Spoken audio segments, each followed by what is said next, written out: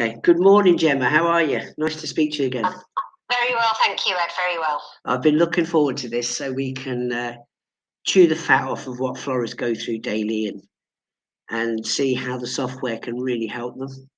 So we've probably got about 4 or 5 to make. So I suggest what we do is just talk about one topic at a time. Make several videos, and then people can go back over it. Read the chapter instead of the whole book. So the one thing that really grabbed my interest was the thing that you call a daily task, what I call a daily doer. Yeah. So I'm a massive advocate of this myself. So many, many years ago, I had a manager who was probably one of the best florists I ever met. Yeah. But unfortunately, she was weak of character. And we went away on holiday once, came back after 2 weeks. I said, how did it go? She said, it was great. She says, but I had to work a bit late. And I said, why? And she said, well, the girls really wouldn't do what I asked them to do and stuff like that.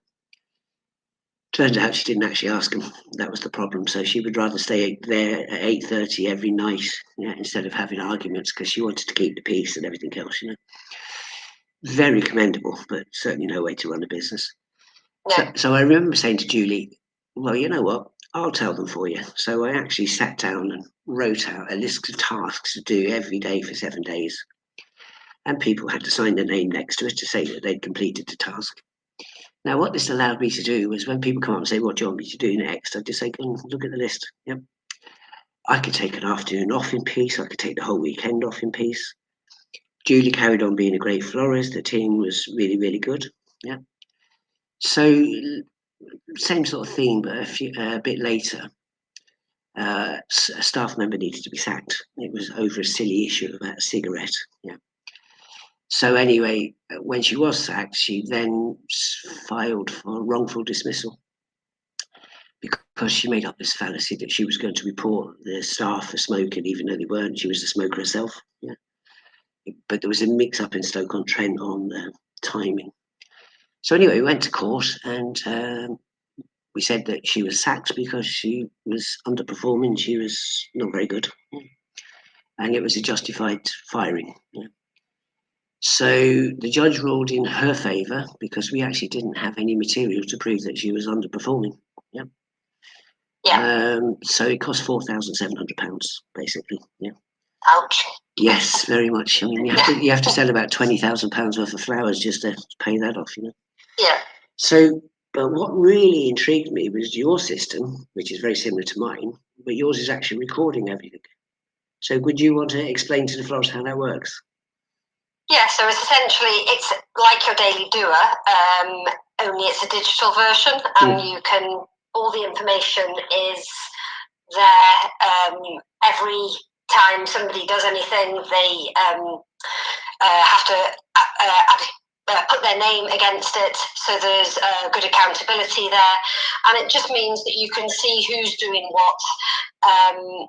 Your daily doers, all the things they need to do are there, and everybody knows that first of all, they do the orders. Once the orders are done, they then look at the tasks and see what they do there. So I will share a screen now. I'm just going to there we go. I don't know what's happening there. Right. If I go to share my screen, there.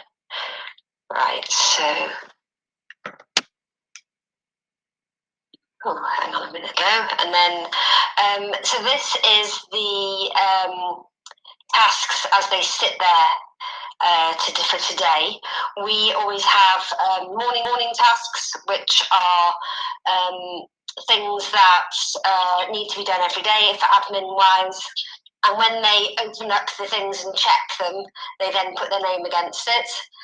It's very visual, so you can see there if it's done, it's in green. If it's not done, it's in red. You can see quickly if there's a checklist task, what's been done. You can see if you want to assign a task to a person, you can assign it to particular people. We're getting a little bit of feedback there, Ed. I don't know whether...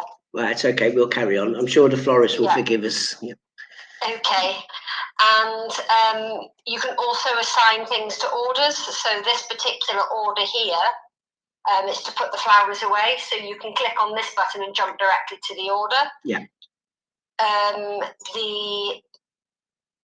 Over here, the finalise orders, that's to do with events, so you can finalise the event. So again, you don't forget anything anymore, because we put it on the task, and the tasks automatically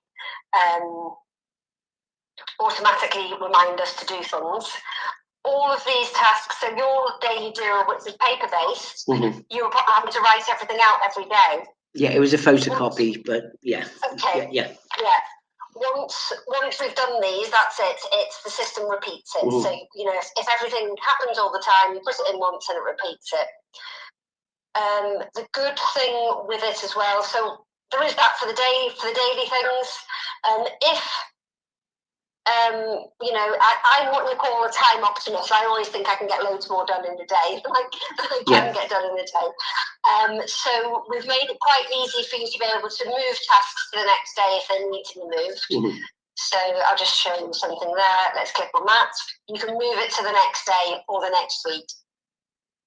I fully understand what you're saying there, because I often remember coming back from a meeting and nothing on the list was done, and the girls would say to me, "Oh, we've been very busy today," and I'd look in the till, and see actually them two stories don't align with each other. Yeah, well, I guess this whole system, just having all the orders on the system, having your point of sale on the system, you can see exactly who's sold what for a particular day. If I go into the analytics, you'll get to see that. So if you go into analytics, we'll go into insights and metrics. So you can look on, here's the staff part here. Yeah. I can click on a particular day. So let's go, or a range of days. So let's do that. I'm going to run that. And then you can see here who's added the most orders. Yeah. What the value of the orders are. So you could see there, if you wanted to run that just for one day, you could see whether it was a busy day or not, like they say. Yeah.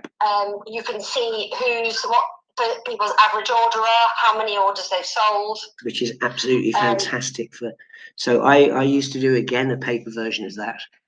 Every Monday we'd see how many phone calls we took. We'd add up the total amount sold to work out the average order value. And if anybody was at the bottom of the list, that just meant as a boss I was failing and they needed more training. They need more support. Absolutely. It's not. This isn't a stick to beat somebody up with. It's so you can clearly see where your business is underperforming or where people need extra help. Really. Absolutely. But on the flip side, if you do end up in a situation like where you were and you needed proof, the system has stored all this information, so you've got proof that somebody's underperforming, and if you had tried to help that person, you'd obviously document them trying to help them, and then you could show what things you've tried to do. Now the tasks, so you can see how many, in that period of time, I can see who's completed the most tasks. Yeah. I can see who's created the most tasks. I can also see who's delayed the most tasks. So I can see if somebody's pushing them over. That somebody is, if somebody's more prone to delaying tasks than not, or why aren't they finding the time to do it when other people are finding the time on their days? Sometimes I found, particularly with the average order value, and also another problem about putting too many flowers in or not actually setting up on the telephone, I sometimes found that was also the boss, not necessarily a staff member. So the awareness that this brings, and that you do need to be aware, you cannot go into any business by plucking numbers out of the air and hope for the best, right? So awareness is the start of education. And education is the tools that get you there. But you just need to say, what's wrong? What am I looking at? Where is it going wrong? Where's this person need more training? And it brings accountability, and like you say, it brings accountability to yourself. If you're looking at the figures and seeing that you're always the lowest average order value or the lowest add-ons, then you need to pull your own socks up as well. Absolutely. Well, you certainly can't lead the team if you are pushing for higher sales and you're lacking. So you can't prove it could be done. The other thing that we find interesting that we always track is the website sales. So use the system to see what the website's average order value is and the website's average add-on sales is, because if the website's doing it, they can't just say, oh, well, it's the cost of living crisis, it's that, people aren't wanting to spend, because people are. Yeah, well, they can see it compared against the website. We also did that as well. I was curious as to how the web shop was performing, and we found out that the web shop. Yeah. I'm just disappearing over here to close this door from Swan Sparky. 1 sec.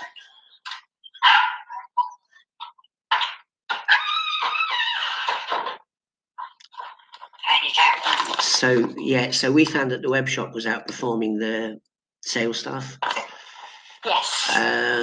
You are absolutely right. I mean, if those sales can be made in the local area, and I think sometimes it's the fear of the staff for asking. The computer doesn't ask; it just tells you these are your options. It's indiscriminate, isn't it? The website will offer regardless, and that's why usually you get more add-on sales from the website, because they offer the add-ons, whether they think you can afford it or not. Well, it was mandatory in my business that you asked for an add-on. You got sacked if you didn't, But yeah, this is just fantastic. So I bet we're not the only two florists that are working along these sort of lines, but to actually have the tools, first of all, to watch your own back, should you need that information, but to actually enhance the business and take it forward, I think it's a tremendous tool, this is. Yeah. So I think probably, unless you've got anything else to add, I think for this video, I think we've gone over a lot there. I mean, obviously, this is an order management system, and I think a lot of software or computer programs, a lot of florists think they don't relate to their everyday life. Well, in fact, they do, very much so. Yeah. Then there's the fear of, oh, it's difficult to use, when in fact it isn't. It absolutely isn't, is it? If you can order a pizza. I guess the thing is any system you've got to use it. Yeah. And I guess you as a owner manager have just got to tell people they do need to use it. Well, if you can buy a pizza or book a flight to Athens, you can do this. I mean, it's not rocket science, is it? Yeah. But again, fear comes into play. I'm sure you've got support and everything for that. But I actually think the system is so simple, you don't actually need that much training. No. But again, I'm sure you have the support there to help people if they need it. Yeah. Okay, then, so let's call it a day on that one, and we'll do another video on a different topic. No problem. Yeah. Thank you, Ed. You're welcome. All the best.